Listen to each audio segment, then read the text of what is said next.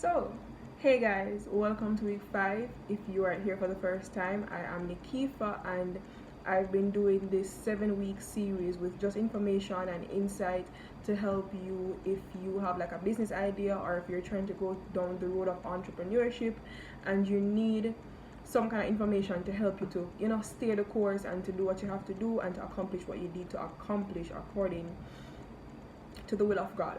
So, welcome to week 5. And if you have not paid attention to the thumbnail picture, week 5 we are focusing on creating a successful business model canvas, right? And I'm about to go into that soon, but if you have not yet done so, subscribe to my channel, like this video, be prepared to share when you are done watching, and follow me on all socials, Instagram at Miss In Demand, and generally on social media, Nikifa Nearing. I will pin my information down below in the description box and you can see everything there, email address and a link to buy my book. So click the description box down below and you will see all my information that is needed or that is necessary for you to connect with me. All right. So when it comes to creating a business model canvas, it is one of the most practical steps in actually putting this idea and putting it to paper and bringing it to life, right? So with the business model canvas, what is it exactly? Most people don't really have one. They have one, but probably it's in an informal sense. So they don't really have a formal business model canvas with all the steps and the headings and to go through it thoroughly with the information that is necessary, right? So what is a business model canvas? Basically, oh, by the way, I got this definition from WikiHow, just trying to plug them in. So it is a strategic management and startup template for developing new or documenting existing business models, right? And it is basically a visual chart with elements describing a firm's or product's value proposition, infrastructure, customers, and finances, and it allows the institution to align their activities. So basically what it does, it helps the business to focus what it is about and what it is going to do. So it narrows down certain aspects of the business and put under it, okay, we're going to do this, or we desire to have this, or this is the kind of structure that we want, right? And you might say to yourself, why do we need one? Because some persons, all they do is get the idea and run.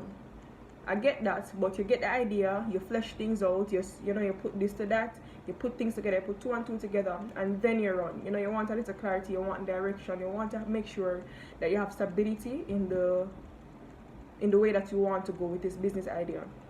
So why do you need one? Well, you need it for clarity on the structure, operation, and on the basis of what your business is about. You need it to know how to focus and position a business within its respective market. And it also focuses the activities of your business operations. So it keeps you on track, basically. Again, I spoke about accountability some time ago. So it keeps you accountable to what your vision is and how you want to see it unfold. Right, and now I'm about to get into the steps or the breakdown basically of what the business model canvas entails. First, we touch on infrastructure. This is the first major heading underneath this business model canvas. So under infrastructure, you have number one. The number one thing, well, not necessarily in particular order, but listing them out for you guys for the business model canvas template. 1, the key activities. Now these are the most important activities in executing your venture's value proposition in whatever you're offering, right? Your value proposition is an innovation, service, or feature intended to make a company or product attractive to customers. Number 2, key resources. The resources that are necessary to create value for the customers, whether they be human resources, whether they be financial resources, whether it be physical resources like assets, and whether it be intellectual resources like information, like what I'm giving you now. And these are considered assets to a company or venture, and they are needed to sustain and to support the vision. Okay. Third, yeah, you get it. Partner network. This is where you cultivate relationships and partnerships to optimize your operations and reduce risk within your business model. So again, partners are important, teams are important in business, and if you do not understand why, go back and watch week 4 and look on all information concerning that about the entrepreneurial mindset in team settings. Next now, The other subheading I would say is offering. So first we dealt with infrastructure. Those 3 points were under infrastructure. Now we're under offering. So now number 4 under offering are the value propositions, and these are the products and services or the overall offerings of what you're going to use to satisfy the needs of your customers. And this value proposition, what it does is it distinguishes you from your competitors. It can come via newness or performance, customization of your services and products, design, branding, price, cost, risk reduction, convenience, and so many more things that are crucial to the implementation of a value proposition, right? And it can either be quantitative or qualitative. Quantitative in regards to pricing and efficiency, and qualitative in regards to the overall customer experience and the outcome. So that was number 4, and that was under offering, and that was value propositions. I have a huge book here in front of me. Now on to number 5. And excuse me if I'm a bit casual today. Today feels like a very casual Saturday if you're watching this video on a Monday. Today's a Saturday. This means you should have watched the video from Saturday. But no hate, right? No shade. Now number 5, customer segments. Know your niche. Know who you are targeting. You know, those who you desire to serve, your target market, and segment it, you know, accordingly to what you have in store for your people. Number 6, the channels. Now these are the mediums through which you deliver and distribute your set value propositions or offerings to your audience or targeted customers. And the delivery and distribution, make sure that through these channels your delivery and distribution must be fast, efficient, and cost effective. Whether these distribution channels are like pickups and drop-offs, like physically with vehicles, or you are doing it through social media, just make sure that the distribution of information, of products and services, of offerings are fast, efficient, and cost effective. You really want to try to not raise the expenses too much, right? And it can be done solely by your entity or through partners or third parties, through intermediaries. You know, so let's say you want to do a delivery, your company might not offer it, but you might have an intermediary, like another store, you know, like a wholesale kind of retail thing, like a wholesale kind of retail relationship. Or you can have, like, you know, like how Burger King and KFC these days, they deliver through other companies, they deliver to delivery companies, if you get what I'm saying. Hopefully you understand and I'm not confusing you.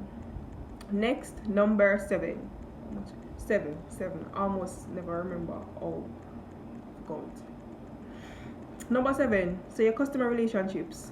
Know and identify what kind of relationships you intend to have and how to maintain these with your audience or customers. You will need to know for customer relationships, how you will get new customers, how you will keep them, how you'll keep them purchasing and inclined towards your offerings, and how will they and the relationship help you to expand, because you don't want to have dead-end customers. Dead-end meaning these are people who they don't even offer word of mouth. You know, they won't tell anybody this, they won't tell anybody that. You need customers who are going to be like, you know, I did this with this, I did this with them, and it worked, and I think you should try this. You know, you want customers, you want to build relationships where you will expand. You know, your business will broaden. The reach of your business will go beyond what you thought or what you wanted it to be. Next, now, number 8, finances. So under finances, now you'd have the cost structure, and this describes the most important monetary consequence while operating under different business models. And oh, by the way, I'm going to put the link below to all this information, so if you need clarity on it, if you need to Google it, if you need to see an actual picture of what a business model looks like, I will definitely put the link down below and you can do that. Or you can Google business model canvas and then you go over the images side and it actually comes down and you will see all the information that you need. So back to finances. So as I said, now for finances, moving on, there are classes of business structures, right? First you have cost driven, and then you have the value driven business structure. For the cost driven business structure, this is where the business model focuses on minimizing all costs and having no frills. Then for the value driven business structure, they are less concerned with cost and focuses on actually creating value through their products and services. So it's not about the money, but it's about how we can help you with your desire, with your need, and with what you want. This is another thing in marketing. There's marketing where marketers are cost driven, and there are those who are value driven. So they're very engaged and they're very cautious of what they put out because it matters. Then now you have characteristics of cost structures. You have one, fixed costs, where costs are unchanged across different applications. Like for example, rent. Rent is one solid fee going across the board. Salary is one solid fee going across the board. Then you have variable costs. And these costs vary depending on the amount of production of goods and services during a business.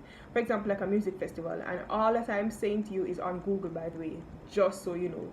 But we don't always like to read, so somebody has to put it in content, in video, and share it with you, right? And then now you have economies of scale, where the costs go down as the amount of goods are ordered and produced. Then you have economies of scope, where costs go down due to incorporating other businesses which have a direct relationship to the actual original product that you are putting out there for your business, right? And then 9, the very last step on the business model canvas, revenue streams, right? Revenue streams, yes, revenue streams. So I believe that we all know what revenue is. Your earnings, your income, the money that is generated to you. Alright, so revenue streams. This is the way a company makes income from each customer segment. So how do you plan to make income? How do you plan to earn from your niche, your market, your customer segment, your people? So there are ways to generate an actual revenue stream. 1, asset sales, like for example retail corporations. 2, usage fees. So this is how you're basically going to see how you can choose how you want to price a business, how you want to structure that so that you can have revenue coming in from, would that be more than one stream, or you pick one that you think is most feasible to what you want to do. So you have 1, asset sale from retail corporations. 2, usage fees, like for example UPS services. 3, subscription fees from no other place than Netflix, or whether it be a blog or something. Depends on what your business model entails and how you want to earn from it. But we all know subscription fees to Netflix and other things via digital entertainment. Then now 4, you have lending or leasing or renting. For example, cars, homes, all of that. 5, licensing, like for example charging for the use of the intellectual property, right? And then 6, brokerage fees. This is for those who are interested in the real estate market. And then 7, advertising, charging fees for ads. And that basically that's the whole breakdown of what a business model canvas entails. Yeah, that is what it is. What I'm going to do is go over them quickly. So 1, key activities, right? 2, key resources. 3, your partner network. 4, your value propositions. 5, your customer segments. 6, your channels. 7, your customer relationships. 8, your finances, your financial structure. And 9, your revenue streams. So those 9 things are what your business model canvas would comprise of. Yes, so those 9 things. And be sure that when you are outlining it, that you are very honest with what you want and with your desires in how you want to see your business structured and how you want to see it actually being operating. Remember that what I'm doing is not only theory, it is also practical. So I want you guys to get your pen, your paper, put that business idea into writing and actually create a business model canvas if you plan to, have a business or go down the route of entrepreneurship. Get to work with what you are doing and flesh out what you want and how you want to see your business operate. This will enable you to give you clarity in starting and knowing what you want to do, what you don't want to do, who you want to reach, why you want to reach them, and how to maintain the proper relationships and how to set up a proper stream of income, an additional stream of income if you're already working. So it is crucial that you take it up as your own responsibility and get to work with what you need to do. And that's week 5 for you. We are almost through with these weeks. We have 2 more weeks to go, week 6 and week 7, and we have much more information to share, and we are coming to a close. Next week, I believe we're touching on marketing, and you do not want to miss that. If it is that you want to learn how to properly put your business out there, position your brand, and position what you want it to be about. So, as I said before, like, subscribe, share the video, tell a friend, help somebody, and let's keep these videos going, and let's keep this series coming out with a bang. Thank you for watching, and share, please, and thank you.